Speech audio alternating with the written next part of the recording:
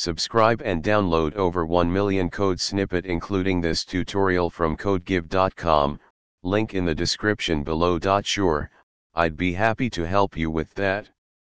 Installing Python on Linux is a straightforward process, and I'll provide you with a step-by-step tutorial using examples.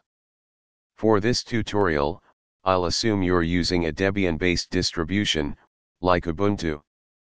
If you're using a different distribution, the package manager and package names might be slightly different. Open a terminal on your Linux system.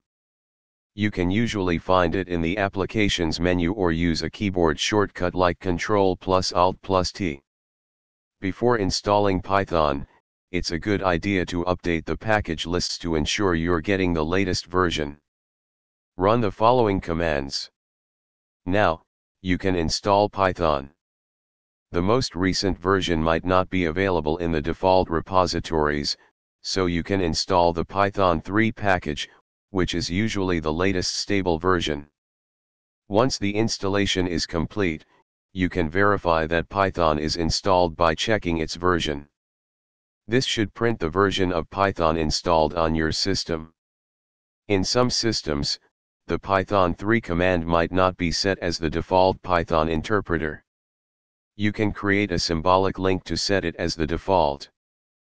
Pip is a package manager for Python that makes it easy to install and manage Python libraries. You can install it with. Check the installed pip version to make sure it's installed correctly. That's it. You've successfully installed Python on your Linux system. Now you're ready to start coding in Python and use the vast array of libraries available through pip. Feel free to replace Python 3 with Python 3.x, where x is the specific version number, example Python 3.8, if you need a specific Python version. ChatGPT.